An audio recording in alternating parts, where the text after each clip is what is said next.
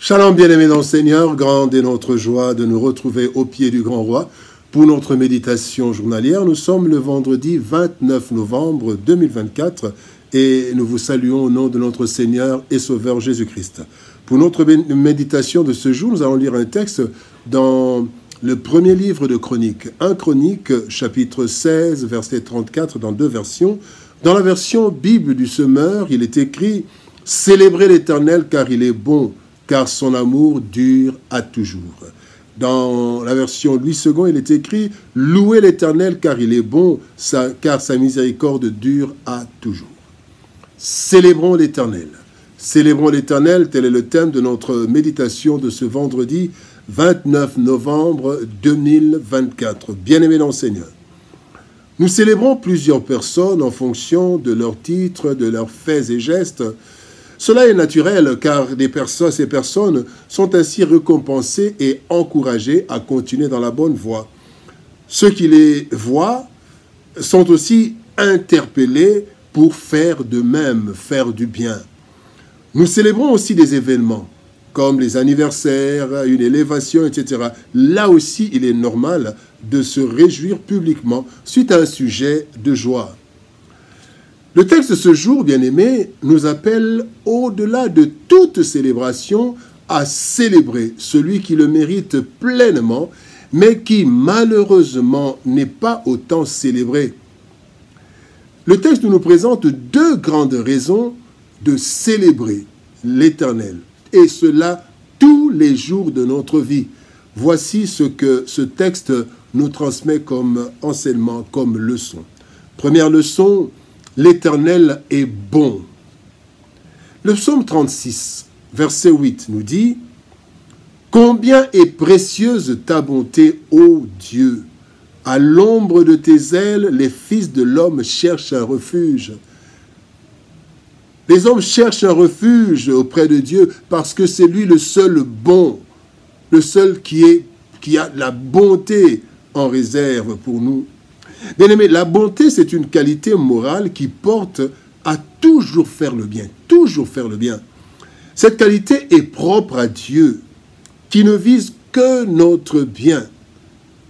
En lisant plusieurs textes dans la Bible, nous voyons cela. En effet, trois exemples, trois éléments importants. Premièrement, Dieu a formé un plan de paix et non de malheur par sa bonté. Donc, il veut nous faire du bien.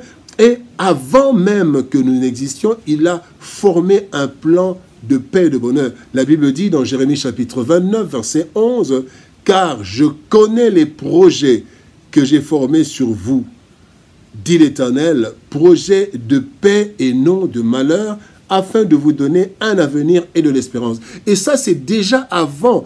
Déjà, il a un plan, un projet de paix, des projets de paix et non de malheur. Donc, des projets de bonheur. Cela par sa bonté. Deuxième exemple, bien-aimé, par la bonté de l'Éternel, même quand il nous châtie, c'est pour notre bien.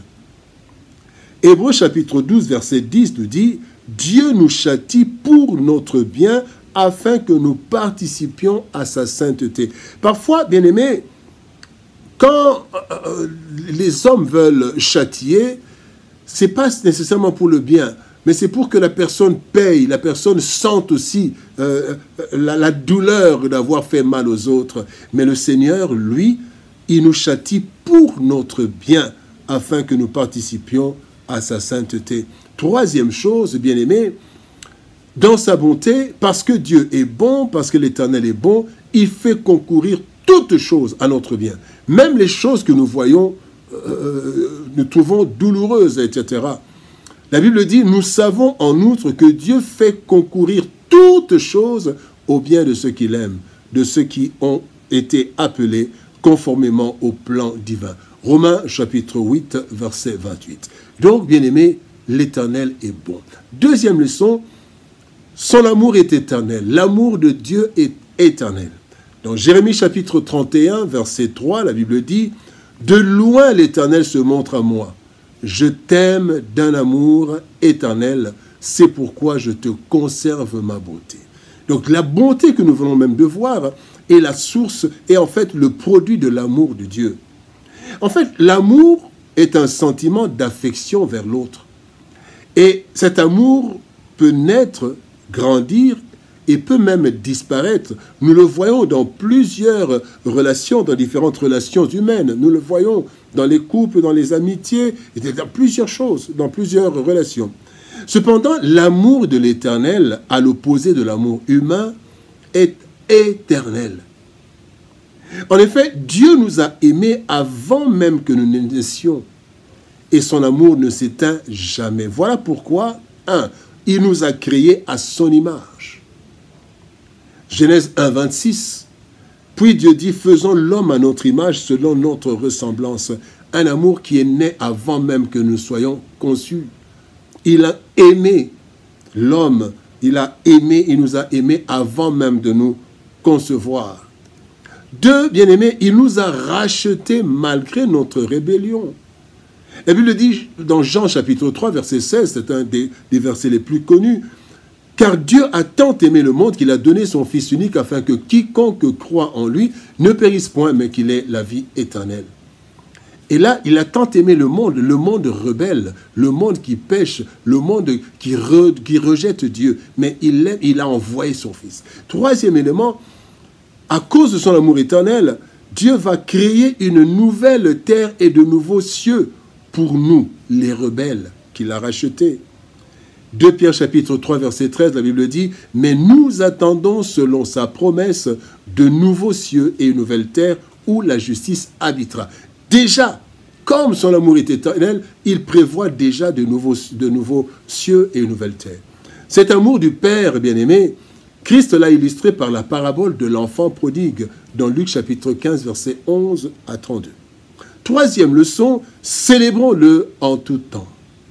Le psaume 79 ou 79, verset 13 nous dit « Et nous, ton peuple, le troupeau de ton pâturage, nous te célébrerons éternellement de génération en génération, nous publierons tes louanges. » Bien-aimé dans le Seigneur, comment ne pas célébrer l'Éternel pour sa bonté et son amour éternel? En fait, célébrer, c'est plus que louer, c'est plus que remercier. Célébrer Dieu, célébrer l'Éternel revient à proclamer ouvertement ses bienfaits.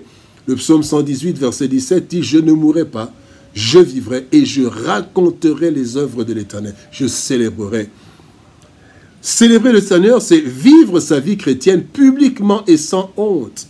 Luc 9, 26, Jésus dit « Car quiconque aura honte de moi et de mes paroles, le Fils de l'homme aura honte de lui quand il viendra dans sa gloire. » Célébrer l'Éternel, c'est lui rendre un culte raisonnable en lui offrant tout notre être.